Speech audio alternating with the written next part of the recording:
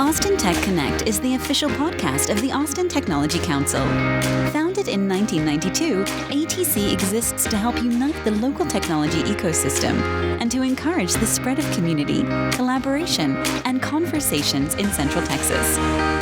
This podcast is sponsored by SailPoint. They are a leading provider of identity security for the modern enterprise, empowering organizations worldwide to put identity security at the core of their business.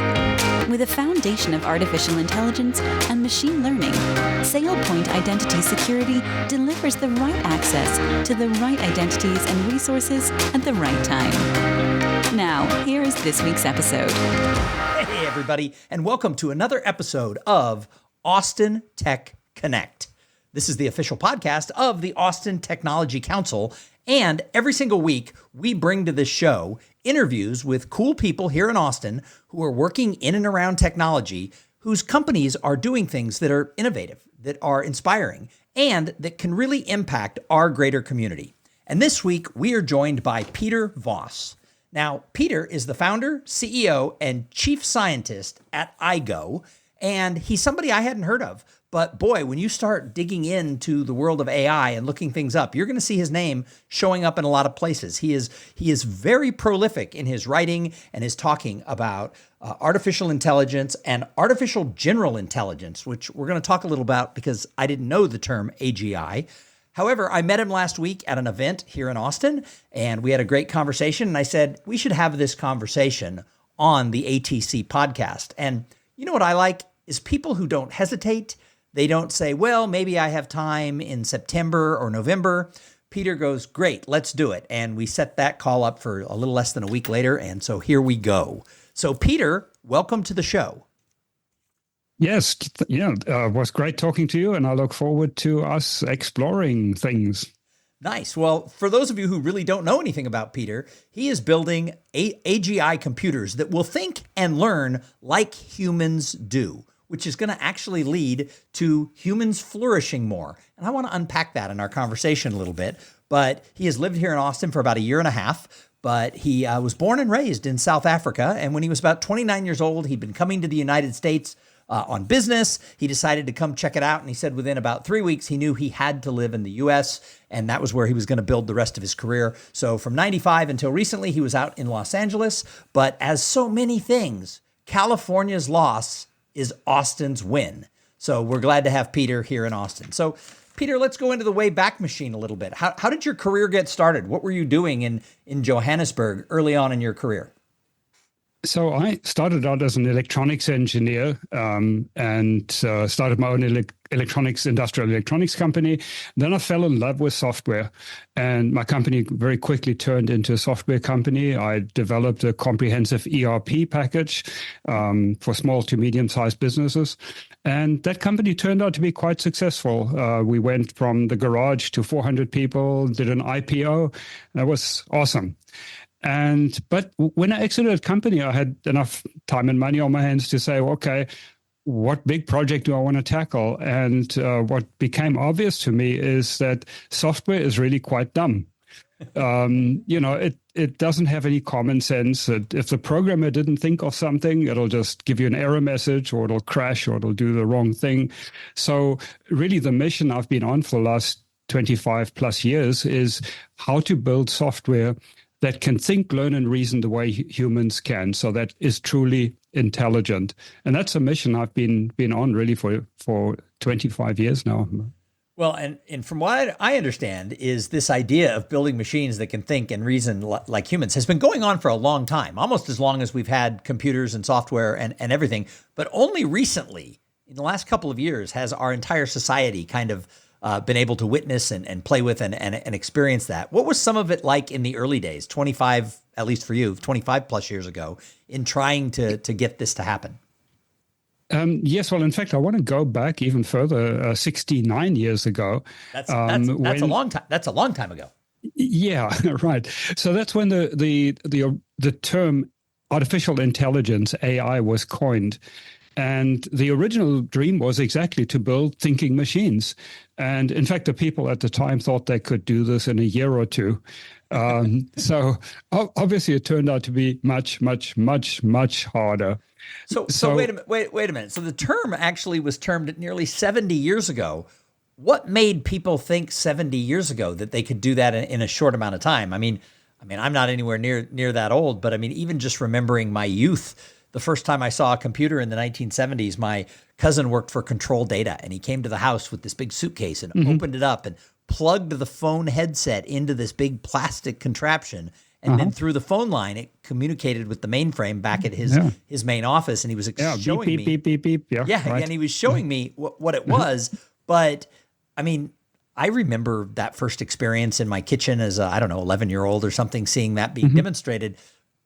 But I don't think anybody really was, I don't think I'd say, wow, that's thinking like a human. What made people think that far back that they had the technology to be able to create this? Yeah, there's some really smart people who started the field, and but they had sort of a mathematical kind of approach or logic approach to it, saying that human reasoning is what's important in human reasoning is that we can think logically, that we can, solve logical problems. And that's kind of the pinnacle of intelligence. And, as I started working with those early computers, that's what computers were good at basically, taking logic conclusions or reasoning logically. But of course, they missed a whole lot of things in the way human intelligence is really much, much more flexible than just straight logic thought. So what happened over the decades is the field of AI morphed into a field of narrow AI. And narrow AI, what we basically had in the field of AI, really up to now, narrow AI is solving one particular problem or one particular set of problems at a time. But there's a crucial difference. The difference is that it's the external intelligence, it's the intelligence of the programmer or the data scientist that is actually solving the problem. So, for example, we had the chess world champion, IBM's Deep Blue, in, I think, the 90s. And it's not that the computer figured out how to play chess. It's the programmers figured out how to get how to program a computer to play a mean game of chess. And we're still pretty much in that, even with ChatGPT and large language models. It's the ingenuity of the engineers, the data scientists, the prompt engineers on how to actually get intelligent sounding things out of these systems.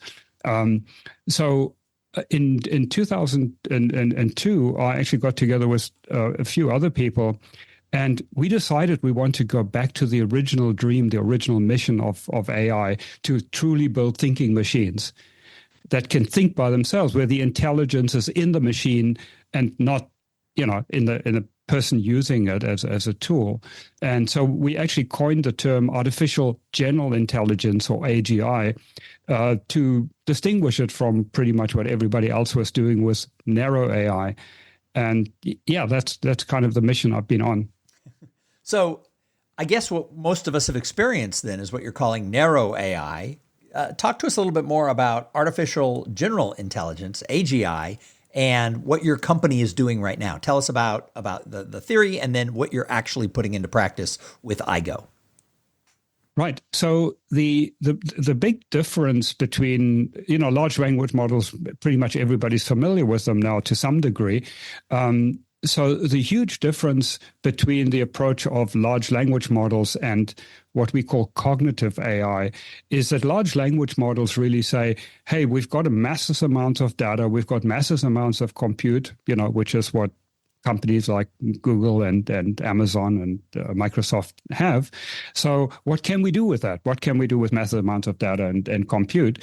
And that's sort of a hammer they've got, and then they try and look for nails, basically. And they have some pretty nice nails that they've found, some pretty, very, very impressive things in terms, well, I don't have to really expand on that. But the difference with cognitive AI is your starting point is not how much data you have in compute you have. The starting point is what is truly what is intelligence and what is special about human intelligence? You start by understanding intelligence. If you try to build a system that has intelligence, I think it's important you start with understanding what intelligence is and what's special about it. And actually, before I started in earnest building AGI systems, I actually spent 5 years just studying intelligence, all different aspects of it, from starting with epistemology, theory of knowledge. I mean, how do we know anything? How can we be certain of things? What is our relationship to reality? And cognitive psychology. How do children learn? How does our intelligence differ from animals? What do IQ tests measure? And things like that. Where does concept formation fit in? Free will, consciousness. So to really deeply understand intelligence before starting to actually design a system that can be intelligent. So that I think is really the big difference.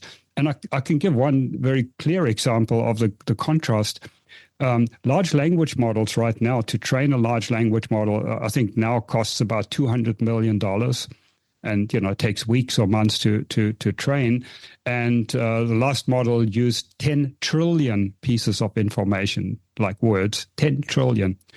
Now, you contrast that to human intelligence. Our brain uses something like 20 watts. And a child can learn language and reasoning with maybe 5 million words.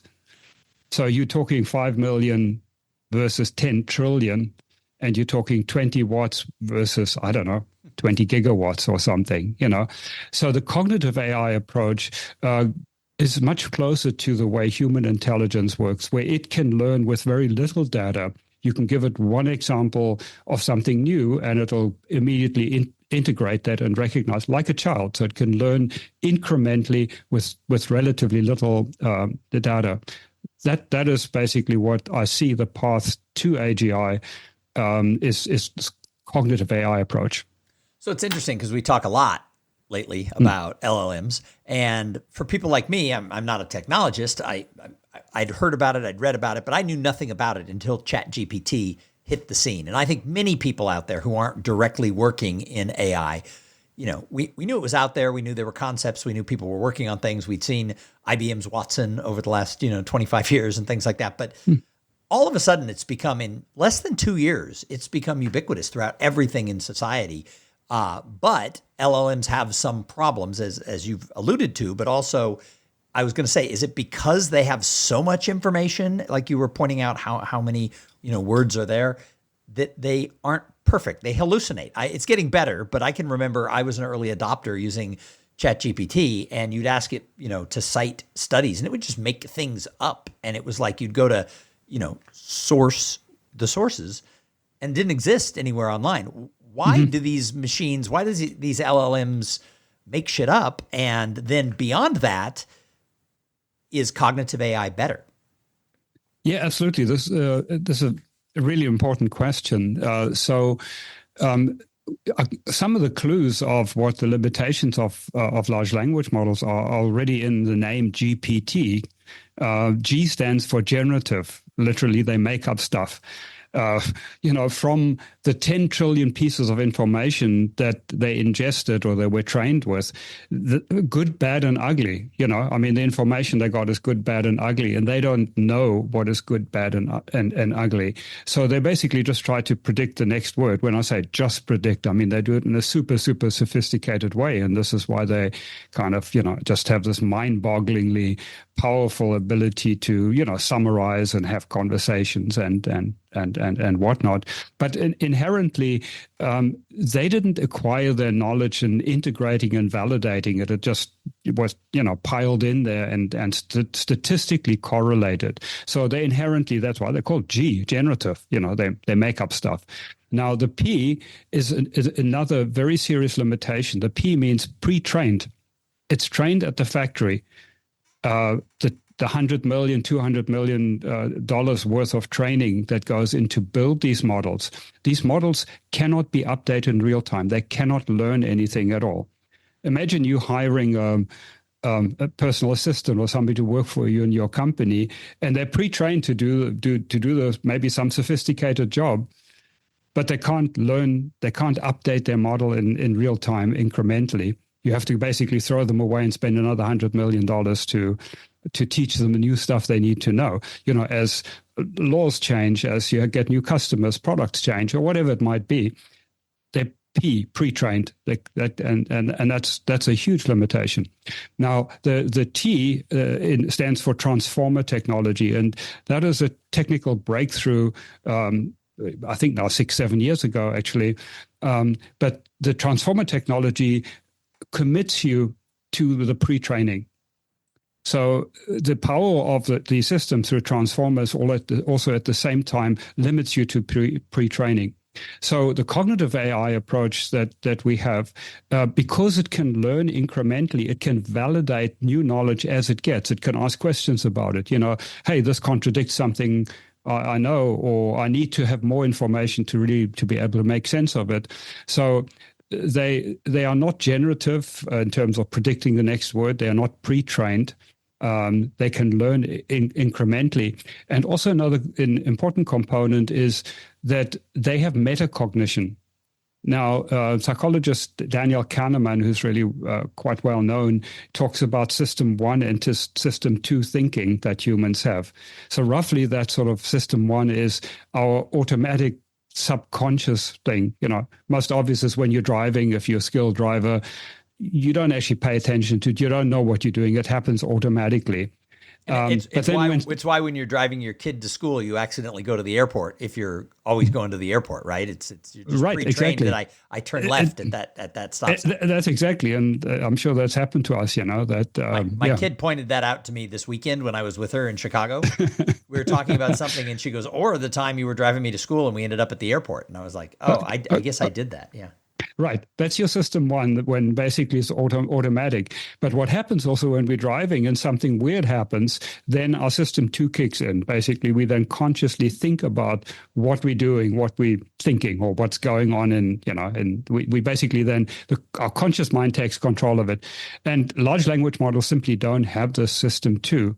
Whereas the cognitive AI approach, that's an inherent feature of it, it's an essential feature of it, that it basically, there's somebody at home basically monitoring, what the sort of more automatic processes are doing.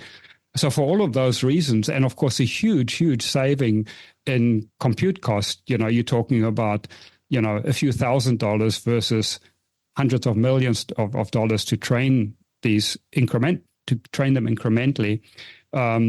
Really makes this an obvious approach to get truly intelligent systems. So as these systems get more intelligent and they think on their own and they learn and they have sort of what you just described, how then will it be that this will be integrated into businesses for actually making decisions? Like how can we use it in our companies to actually be making these decisions for us? If they're not pre-trained, if they can actually think on the fly, how are we going to use that? Yeah, exactly. So the term AGI really, to me, unfortunately, people use it very differently. For example, Sam Altman a few months ago said, "Oh, we'll have AGI soon, but it's not going to be a big deal." Well, he's not talking about AGI.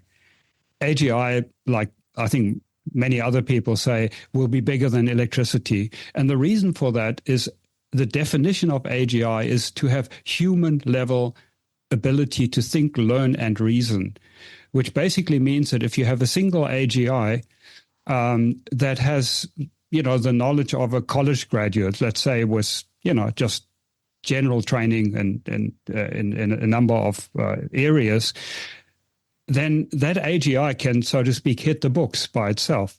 And it can learn to be a programmer, an accountant, or whatever. So how will it be integrated into a company? It's essentially, it's like hiring a smart employee and say, okay, you've got to learn the specifics of our business, or you'll hire an AI that has already been trained in programming, but then they'll come into a specific company and they now need to learn, well, what are the technologies we use? What are the APIs we use? What are our customer requirements and so on? So it is truly like being able to hire a smart person, sort of pre-trained, but pre-learned. I don't want to use the word training because it's not like bulk training, but that it already has the knowledge in a particular domain, but then it can very rapidly adapt to the specific requirements of a job. So this leads me to another question, is that in the introduction, when I was kind of interviewing you beforehand, you gave me the term that, all of this will lead humans to flourishing. And I used that in my introduction about you. But a lot of people hear what you just said and they're like, is this going to lead humans to flourishing, or is it going to lead humans to not having jobs? Because why do we need accountants if our AGI systems can do that? How is this going to help us flourish and not put mass amounts of people out of work? Well, do most people not think flourishing is not having to work? I mean, doesn't everybody want to win? Most people want to have a paycheck. Right. Doesn't everybody want to win the lottery? So, yeah, let me unpack this a bit. And yes, clearly the implication, you can't escape the implication that a lot of jobs are going to disappear. They're going to be automated with AGI. Now, why I strongly believe that AGI will lead to human flourishing is I'll have three different categories that I'll talk about. The one category is scientific research. So imagine one AGI being trained up to be a PhD level cancer researcher. You can now make 1 million copies of that. You now have 1 million PhD level cancer researchers chipping away at the problem. And these researchers are actually collaborating. They're talking to each other. You don't have egos getting in the way. They can effectively share information. They can work 24/7 at full capacity and probably faster than humans can. They have photographic memory. They have instantaneous access to all the world's information much quicker than we can get it. And they are much better at reasoning than we are. Humans aren't actually that good at logical thinking. It's an evolutionary afterthought. So now imagine applying this to anything that requires sort of scientific breakthroughs or scientific progress. All the diseases, energy, whether it's battery capacity, whether it's pollution, whether it's drug development, and I mean anything that can use more intelligence. So that's one area. The second area is, of course, what we started talking about is that it'll dramatically reduce the cost of goods and services. And, that's a good thing if things become cheaper. The third area, which I'm also very excited about, is what we call a personal assistant. And the reason I use personal 3 times there is I would love to see every person in the world have their own personal assistant that belongs to them, serves their agenda, not some mega corporations, and hyper-personalized to them. It learns their goals, their history and so on. And not only can it do the dirty work for them, or like dealing with insurance companies and so on, but it can also help people make better decisions, to think through, should I break up this relationship? Should I sign this contract? Should I, what are the options? It can help you brainstorm. So it'll be a bit like an angel on your shoulder that'll, help you basically make better decisions. So to me, those are all very much positive things that can allow people to go up Maslow's hierarchy, basically, to the radical abundance. Of course, there has to be something like UBI or, a computer tax or, something of that nature. But that is what I see the benefit of AGI, which is tremendous. And I'd like to just add, I think there's also a good argument to be made that we may well need AGI to save us from ourselves. I mean, when you look at society and politics and so on, we don't seem to be quite smart enough to manage our own affairs. So I think we also need to throw some additional intelligence at that problem. Yeah, I don't even want to get into politics of the last 8 days, but maybe it could solve that problem for us. But I do want to touch on something, because you talked about the fact that, hey, you put this together, there's this brilliance and all this, but it doesn't have egos. But when I think about human intelligence and reasoning, some of the people I know who are the most intelligent and can reason the best, they kind of don't suffer fools. So they sort of grow into this, I'm better than everybody else because I'm smarter, my SAT scores were higher, my Harvard PhD is better. Isn't there a risk that all of a sudden the computers develop egos, the AGIs develop egos, that I know more than the other AGIs, or I know more than Tom and Peter? Well, actually, it's a very important point to consider when you worry about the risks of AI, and it's something I spent quite a lot of time thinking about, just ethics and morality, and how do we know what's right or wrong, and where do emotions fit in, and so on. And there's a subset of emotions that are necessary for cognition. So I call those cognitive emotions, which would be things like certainty and surprise and boredom and so on. But the whole range of other emotions that we have as humans that are really sort of our reptile brain, they are really geared at reproduction and survival.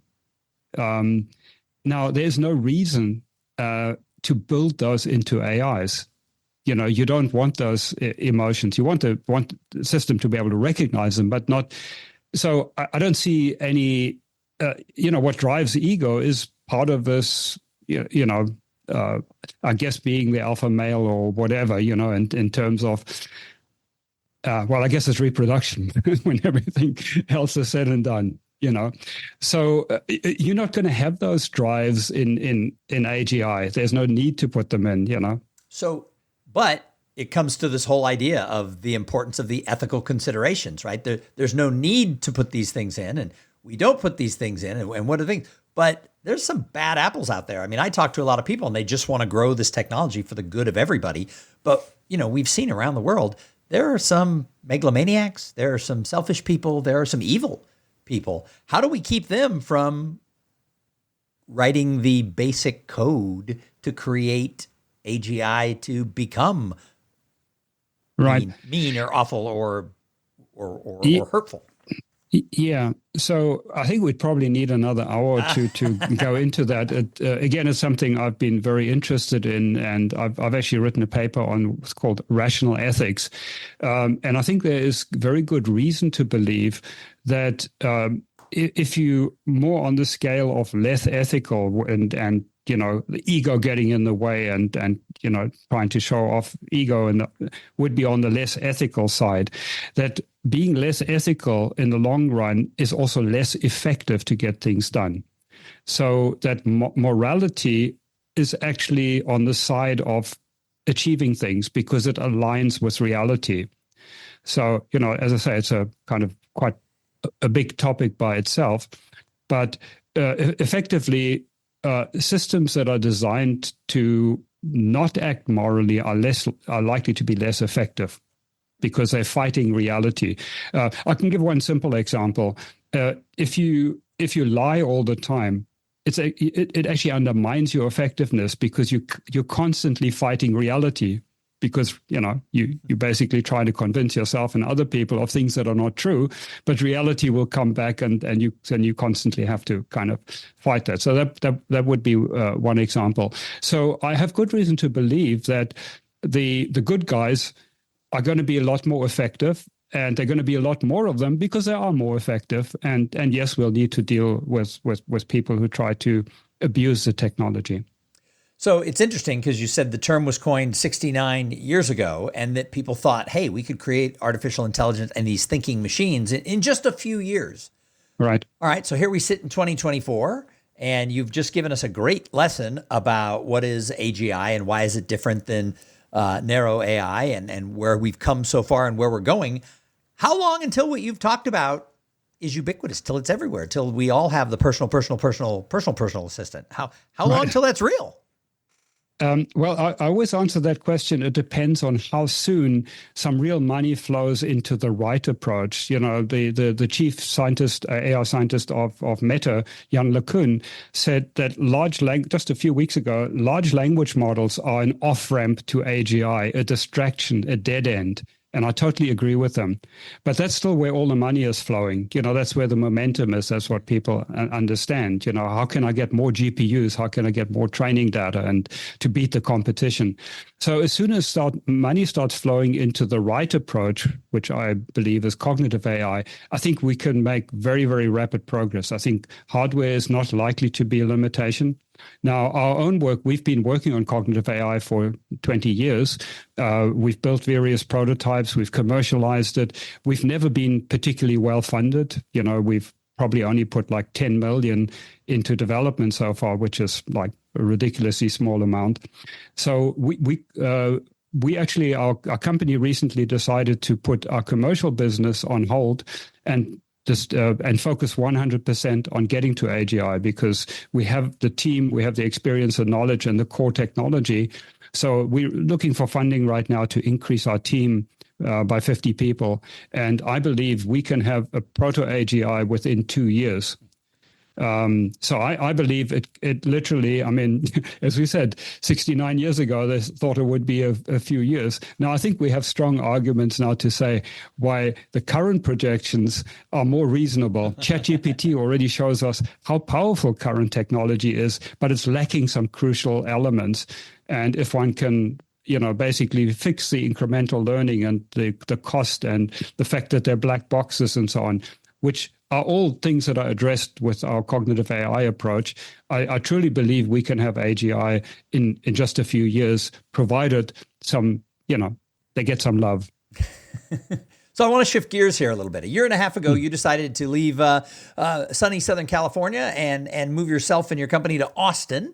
So why Austin? What do you think's great about Austin for tech, specifically AI-related companies? And what do you think is the future of our greater Austin technology scene?